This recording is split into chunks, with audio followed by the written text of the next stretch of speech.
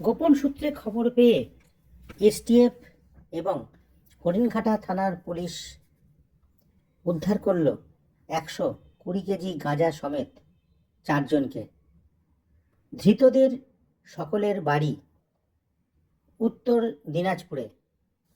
আজ সকাল 10:30 থেকে 11টা নাগাদ তারা দুটি গাড়িতে করে 4 জন আরোহী গাঁজাগুলিকে নিয়ে কাঁচরাপাড়া জাগলি রোডে মোহনপুর বিধানচন্দ্র কৃষি বিশ্ববিদ্যালয়ের সামনে আসতেই সাদা পোশাকের পুলিশ তাদেরকে জেরা করে।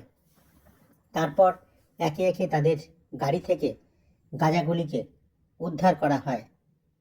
উদ্ধার হওয়া গাঁজার পরিমাণ প্রায় 120 কেজির মতো। এইগুলিকে তারা বিভিন্ন জায়গা থেকে নিয়ে এসে উত্তরবঙ্গে পাচার করত বলে এমনটাই অভিযোগ।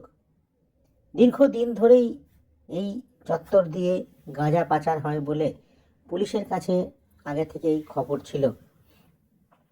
সেই মোতাবেক তারা আগে ভাগে এসেই সাদা পোশাকে দাঁড়িয়েছিল এবং তারা কাছে আসতেই ধৃতদেরকে জেরা করে এবং জেরা করবার পর একে একে সেই সমস্ত গাঁজাগুলিকে উদ্ধার করে। এরপর উদ্ধার হওয়া গাঁজাগুলিকে হরিণঘাটা পুলিশ কেন্দ্রে নিয়ে যাওয়া হয় এবং সেইগুলিকে সিজ করে রাখা হয়।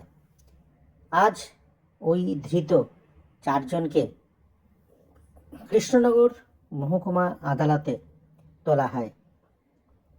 এর আগেও এদের এই রাস্তা দিয়ে বহু গাঁজা পাচার হয়েছিল বলে এমনটাই সূত্রের খবর, কিন্তু সেই ঘটনার সাথে এরা কেউ জড়িত আছে কিনা তার তদন্ত করে দেখছে।